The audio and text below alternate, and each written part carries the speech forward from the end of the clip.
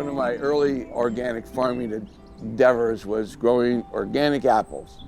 Worked very hard on it and used as much research as I could, but there wasn't a whole lot out there. I was one of the first. So I went to UC Davis and I talked to the pomologist there, because he looked at me and basically said in a roundabout way, "You're absolutely crazy. You will never see an organic apple. You will never beat the codling moth without conventional pesticides." And I remember in my head I said, you know what? If you can put a man on the moon, I can grow an organic apple.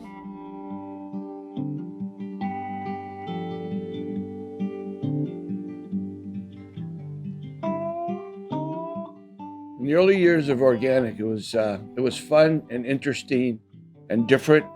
What was wonderful about it was a handful of farmers decided that they were going to rebel or revolt against a conventional ag system that was just dumping tons of synthetic chemicals on our soil. We were here to form a group and do something different. And one of the things that held this group of farmers together was the fact that they truly believed in what they were doing. We needed one standard to join everybody together, and that's where we get the California Certified Organic Farmers. One of our mission statements is, we hope to see organic as the norm in the future. Staying true to what we believed in is what made us successful today. Growing up in a farming family was actually a lot of fun because we had a business where we worked with other farmers. We got to visit their fields and see what their operations were and kind of what their challenges were. I grew up with this idea that we were growing food, and that was always something I was really proud of. There were a lot of naysayers early on. In fact, my dad would say that some of his neighbors would just flat out tell him, "You guys are crazy, and you're gonna go broke." And actually some of his neighbors were hoping that he would go broke to prove that what we were trying to do just wouldn't work. We always had a philosophy that what we were doing was right, and that we wanted to see change, and we wanted to be more involved in our production systems. We wanted to make choices that we felt were healthier for the air and the water and our employees and the land. And we had a philosophy that we weren't going to make ourselves look good by making other people look bad. In California, we lead the nation in organic because of organic farmers. They have been innovative, they have been pioneering, they have driven the success of organic agriculture in California practically on their own. California Certified Organic Farmers, CCOF, played a fundamental role in this. They were the group that initiated this movement in California and have stewarded this and facilitated it all these years up into today.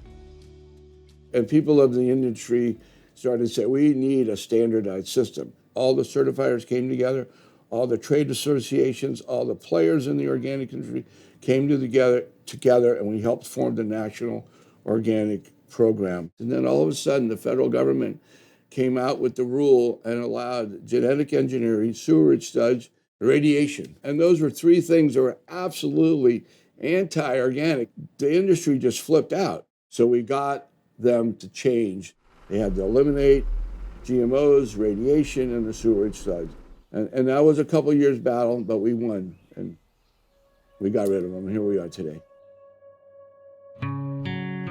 Over the past few decades, dozens, if not hundreds of studies have demonstrated the positive environmental, social, and economic impacts of organic farming systems. Some of the most beneficial practices that organic growers implement are cover cropping and crop rotation, as well as composting of agricultural waste. And in areas that are heavily impacted by the outcomes of conventional farming, we have groundwater sources that have been polluted heavily with nitrate to the point that we're looking at a time horizon of thousands of years to actually remediate that problem. What we know is today, farmers who cover crop are able to utilize those plants as sponges to uptake that residual nitrogen out of the ground. In many cases, these organic farming systems tend to have higher biodiversity and higher soil quality. That can lead to an enhancement of a wide variety of ecosystem services. Things like biological control of pests, weed control, nutrient cycling, conservation of pollinators, just to name a few. Healthy organic soil can provide nitrogen to plants much more efficiently than conventional systems. Research suggests that healthy organic soil can suppress soil-borne diseases compared to conventional systems. La meta es pues ser un éxito en el orgánico, porque pues mi familia y yo la verdad sí nos gusta mucho. Nos sentimos felices cuando alguien come de nuestras verduras. Es un orgullo para nosotros llevarles las verduras a la mesa. Pues yo decidí ser orgánico porque también es más saludable. No usamos como químicos como para las malezas o para los insectos. Organic farmers can't use some of the most highly offensive agricultural chemicals that are resulting in some of the most acute health hazards for local farm worker communities. And that's why organic carries a promise with it that there's at least some level of human health as a guarantee of the transition to organic. They are places that are surrounded completely by industrial agricultural production, which means that folks walk out of their home and see pesticides being aerially applied. They have fumigant drift into their homes, into the schools. As we look forward towards the next 10, 50, 100 years, the only things that we know for certain can actually heal this ecosystem is an observation and a step into action to stop using those chemicals.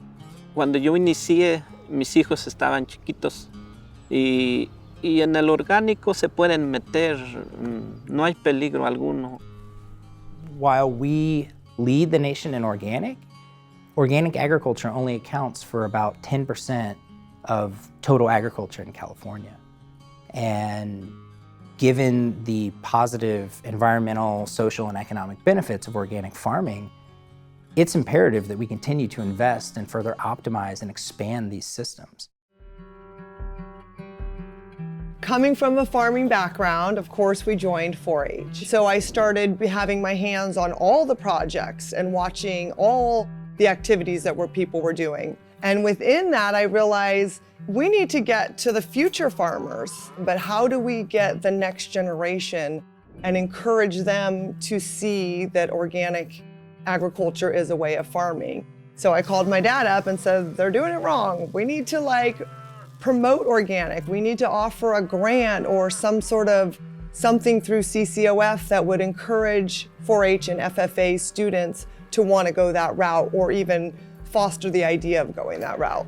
When my daughter told me what they were doing on the state level for allowing these 4-H and FFA kids to use growth hormones, I said, that's got to stop. So I went to the foundation in one of our meetings and said, we got to start giving grants as you as a future farmer of America want to do it organically and learn how to do it organically. There were some times when I would read some of these things that would make me cry. It actually brought tears to my eyes. And then to see the results of these kids transferring, saving their farm because they went organically.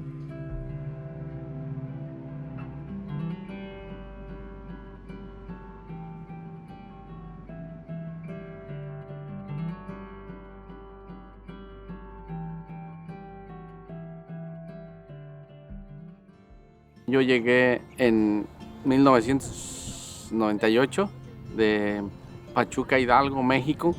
Trabajé en una compañía por 12 años, una compañía orgánica. Decidimos rentar terreno orgánico para que mis hijas entendieran qué es la agricultura orgánica. Cuando uno trabaja en donde es convencional, llega uno a la casa y luego detecta a la familia, oye, hueles a esto. La transición al orgánico es que pesticidas o abonos o fertilizantes orgánicos no implica que sea fuerte o que sea tóxico.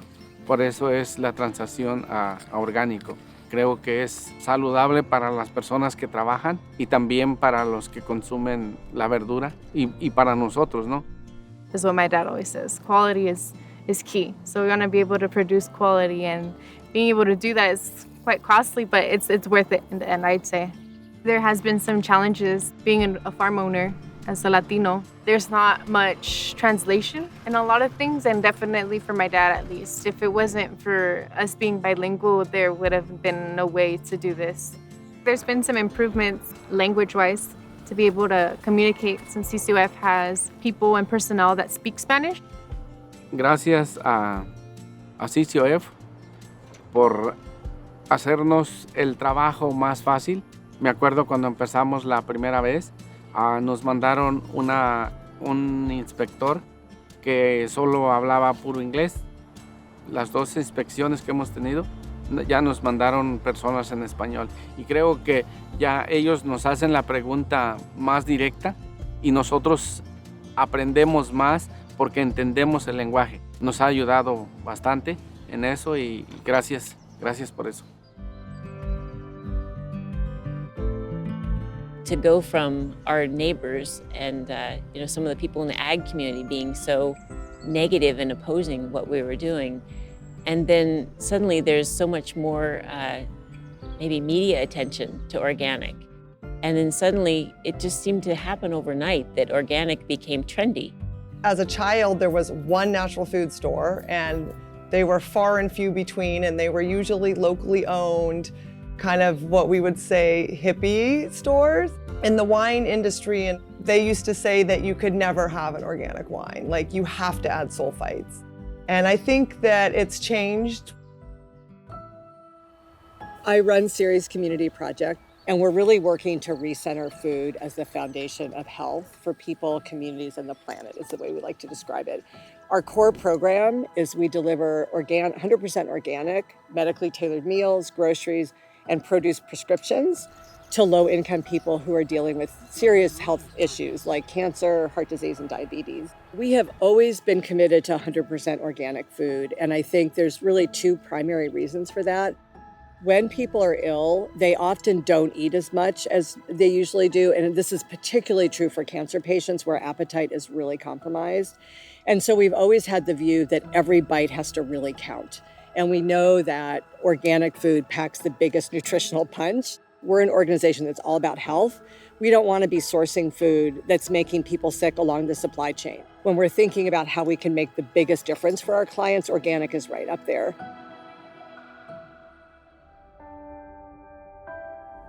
California was able to shift to being completely organic.